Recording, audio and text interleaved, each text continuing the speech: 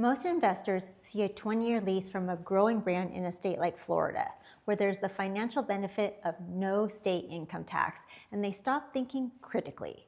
The box is checked. The cap rate looks reasonable. The OM is clean and well produced, and they move forward without ever asking the harder questions that actually determine whether this investment performs the way they expect it to for the next 2 decades. Today, I want to do something different. I want to take a deal that looks genuinely attractive on the surface and dig underneath it. Not to scare you away from it, but because understanding what is actually there, the strengths, the real risks, and everything in between is exactly what separates a calculated long-term investment from an expensive assumption. In my experience, the most dangerous deals are not the obviously bad ones. The dangerous deals are the ones that look great and make you feel like the analysis is already done. Welcome to the Commercial Real Estate Deal Room. I'm Mercedes Shaffer, commercial real estate broker, business broker, and the agent who will tell you what the brochure won't. My background covers both commercial real estate and business brokerage, which means when I evaluate a deal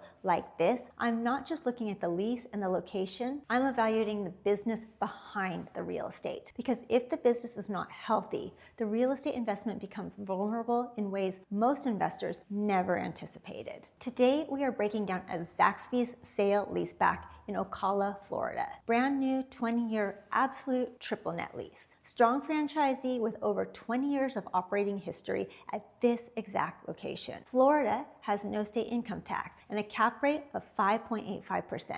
On the surface, this checks a lot of boxes, but let's understand what we are actually buying. Let's dive into it. Before we get into the specifics of this deal, I want to explain what a sale-leaseback actually is, because this structure comes up frequently in the triple net space, and understanding it changes how you should think about both the opportunity and the risk. A sale-leaseback is exactly what it sounds like. A business that owns the real estate it operates from sells that property to an investor and then immediately leases it back under a long-term lease agreement. So in this case, the ZAXBY'S franchisee, Swamp Dog Restaurant Management Group, owns this Ocala location, sells it to an investor at $3.12 million, and then signs a brand new 20-year lease to continue operating the restaurant as the tenant. Nothing changes for their customers or their team. They just no longer own the building. So why would a business do this? The answer is almost always the same: liquidity. The operator has capital tied up in real estate that could be working harder elsewhere, funding new locations, paying down debt, or reinvesting in operations. By selling and leasing back, they unlock that capital while maintaining full control of the business. For the investor buying it, the appeal is equally clear. You acquire a property with an immediate, contractually guaranteed tenant in place, one who is highly motivated to keep the business running because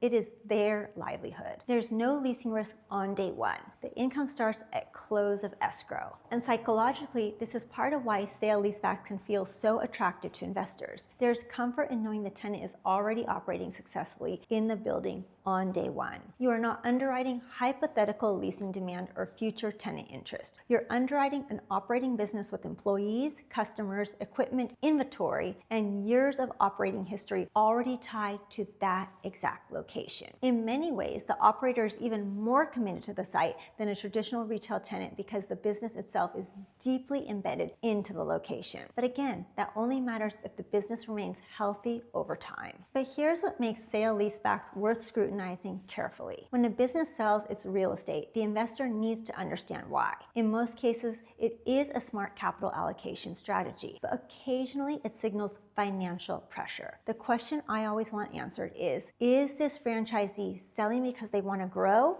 or because they need the cash? In this case, the evidence points strongly to the former, and I will explain exactly why as we go deeper. Now let's talk about what is actually on the table, because the lease structure here is one of the deal's strongest features. The asking price is $3,120,598. That's sort of an odd number to choose. I don't know what the significance is of $598, because usually in deals this large, you would round the numbers up, but this is the actual price they're asking. Annual year one rent they are offering is $182,555 with a cap rate of 5.85%. The lease is a brand new 20-year absolute triple net structure. An absolute triple net means the tenant handles property taxes, insurance, and all maintenance, including roof and structure. As the landlord, your day-to-day management responsibility is zero. You do not have to worry about getting a call when the HVAC breaks. You collect your rent and the tenant handles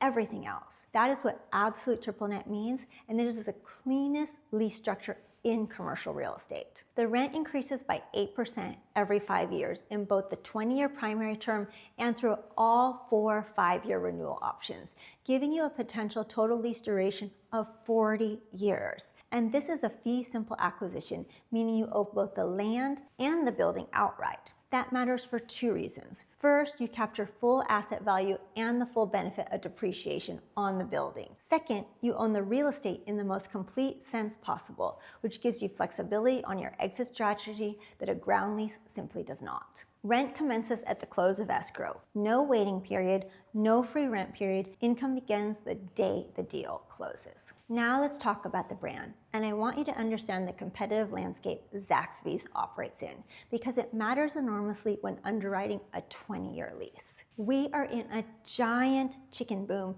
in American fast food. While legacy burger brands are contracting and casual dining concepts are still chasing post-pandemic traffic they never fully recovered, the boneless fried chicken segment is one of the few consistent bright spots in the entire QSR industry. Raising Cane's is expanding nationally at an extraordinary pace. Chick-fil-A continues to post some of the highest unit-level economics of any concept in the country. And sitting right in the middle of this category is ZAXBY'S, a brand that has spent the last 4 years going through an operational and marketing transformation. The results are tangible. ZAXBY'S ended 2024 with average unit volume of 2.71 million per location, a strong number for a regional fast casual chicken brand. Their top quartile of units hit 3.3 million annually. QSR Magazine named ZAXBY'S its transformational brand of 2025, recognizing 4 consecutive years of operational improvements, brand repositioning, and digital sales growth. The brand just crossed 1,000 locations. In 2025, they sold 120 new franchise commitments, double their original target.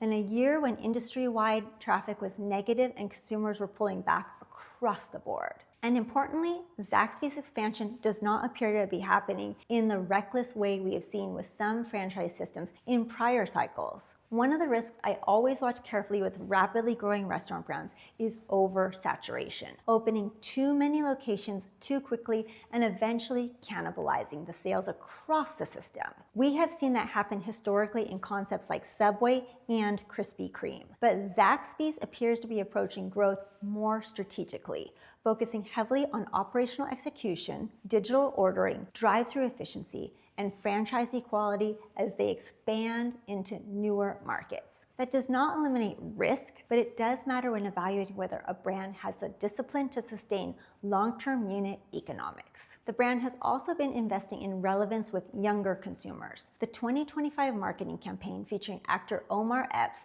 drove meaningful national brand awareness. New menu innovations and late-night Zax's day-part expansion are creating additional revenue opportunities for franchisees. AUVs are projected to approach $3 million as these initiatives take hold. So here's the brand question I always ask when doing my due diligence on a long-term lease. I'm not asking whether ZAXBY'S is popular today. I'm asking whether the brand has the trajectory and unit economics to remain a healthy business across the full duration of this lease. Based on everything I'm seeing, the answer is encouraging. This is a brand in the middle of an upswing, not in a decline, and that distinction matters enormously when you're committing to a 20-year investment. Now let's talk about the tenant. The guarantor is Swamp Dogg Restaurant Management Group, and their story is one of the more compelling tenant narratives I've come across in the triple net space. Brad Harper started with ZAXBY'S as one of its earliest franchisees, operating unit number 104